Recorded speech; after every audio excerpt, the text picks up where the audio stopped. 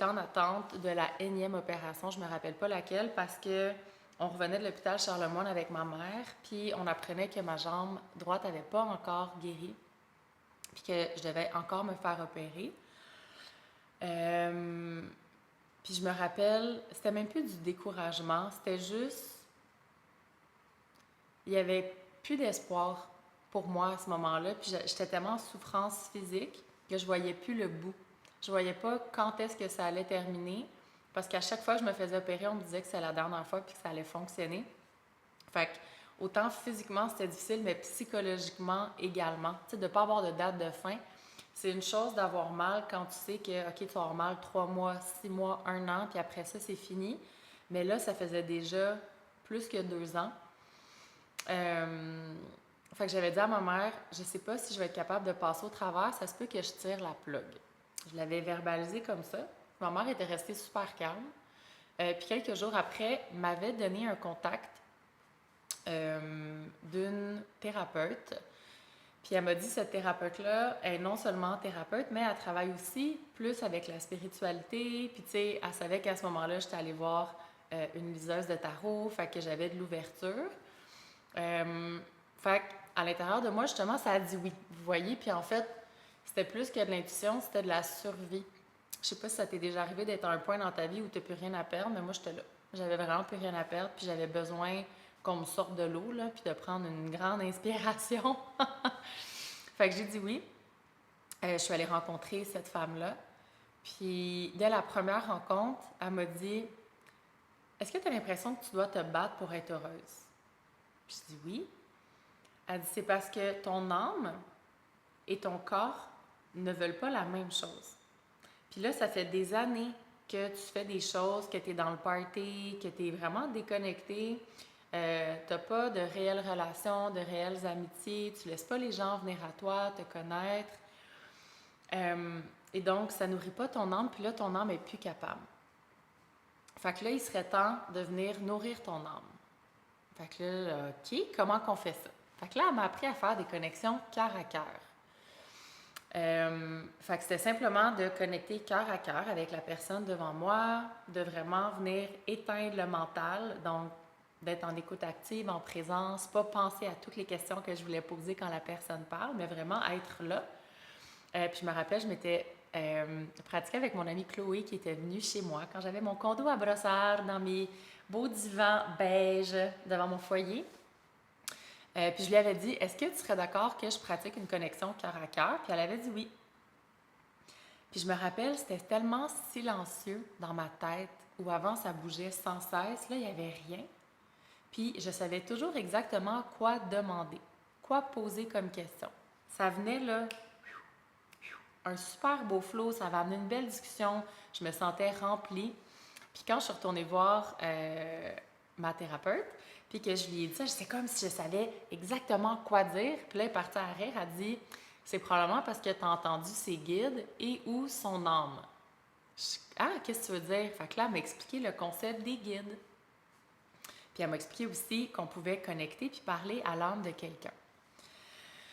Fait que là, je m'étais tellement sentie bien en présence pour la première fois depuis plus de 2 ans. Tu sais, même avant mon accident, je me sentais pas hyper connectée, honnêtement. Fait que là, j'en voulais plus. J'en voulais plus, j'en voulais plus, j'en voulais plus. Fait qu'elle m'a dit, achète un jeu de tarot, un tarot bien régulier, le tarot de Marseille, puis commence à tirer. Tu n'as même pas besoin d'aller voir dans le petit livre la signification. Fais juste connecter aux images, puis ça va t'aider à affiner ton intuition. Fait que c'est ce que j'ai fait. Fait que j'ai commencé à tirer au tarot. Je lisais quand même de temps en temps. J'ouvrais la page, puis là, je savais exactement, tu sais, j'allais lire quelques petits mots, puis là, après ça, je recevais plein d'informations à donner à la personne. Fait que là, j'ai commencé à faire du tarot, on va dire, professionnellement. Fait que les gens prenaient des rendez-vous, venaient me voir pour ça. Puis j'ai fait ça pendant quelques mois. Même pendant la COVID, je faisais ça en ligne des fois. Puis j'ai arrêté parce que les gens revenaient à moi souvent pour prendre des décisions. Fait qu'exemple, il y a une femme qui revient me voir pour savoir entre quel et quel gars, elle devait choisir. Puis j'étais comme, mais ça fait aucun sens que tu viennes me voir pour prendre une décision aussi importante. Même chose pour un travail. Fait que je me suis dit non, c'est pas aligné avec moi. Moi, j'ai envie que les gens reprennent leur pouvoir. Fait que, en parlant encore une fois avec ma thérapeute, puis là, après mon accident, je pouvais pas retourner comme représentante pharmaceutique. Puis elle m'a dit, ben pourquoi tu irais pas faire un cours en coaching vu que t'aimes tant que ça venir en aide aux gens? Fait que je suis allée à l'Université Concordia pour faire un certificat en coaching, où là, j'ai appris à encore plus être en écoute active, en présence avec la personne, à poser des questions, puis à redonner le pouvoir. Parce qu'en coaching, on reste dans le présent, puis on pose des questions à la personne pour qu'elle trouve ses propres réponses, qui est tellement plus puissant que de donner tout à la personne. Fait que ça résonnait vraiment bien avec moi, mais mes intuitions n'étaient pas les bienvenues. Dans le sens où, si j'étais avec la personne en face de moi, puis je connectais qu'il fallait travailler quand tu avais 4 ans, mais elle m'a jamais parlé de tout ça, devant les autres profs, je pouvais pas utiliser ces méthodes-là. Fait que je me suis coupée de mes dons à ce moment-là pour complètement utiliser, on va dire, mon cognitif pour mettre en pratique les apprentissages que j'ai faits en coaching. Puis quand j'ai eu terminé, bien là, j'ai plus fait du coaching, qui était beaucoup plus, on va dire, cérébral que dans le corps, intuitif dans le cœur. C'était correct, mais il me manquait quelque chose, puis ça me fatiguait. Quand je finissais mes séances, j'étais plus fatiguée qu'énergisée. Fait que je voyais pas comment je pouvais vivre de ça puis faire plusieurs séances dans une journée. Puis pendant ce temps-là, j'ai entendu parler d'Emotion Code, qui est une technique du docteur Bradley Nelson, j'en ai parlé quelques fois dans le podcast, qui permet par la kinésiologie appliquée, donc de connecter au subconscient de la personne, puis d'aller voir quelles émotions sont là, puis d'aller les déprendre. Fait que j'ai suivi cette formation-là aussi, ce qui m'a amené énormément d'outils pour moi-même, pour guérir ma jambe. Puis après ça, pour comprendre vraiment c'est quoi l'impact des émotions sur le corps physique, mais aussi sur le mental des gens. Fait que là, j'ai joué là-dedans. Puis à un moment donné, je me disais, ah, OK, c'est le fun, mais j'ai rencontré un gars au Costa Rica qui m'a dit, mais Marie-Ève, tu peux pas enlever les émotions des gens. Ça les met pas dans leur pouvoir, au contraire. Les émotions sont là parce qu'il y a des besoins non répondus. Si tu vas enlever leurs émotions, c'est comme si tu leur enlèves des cadeaux.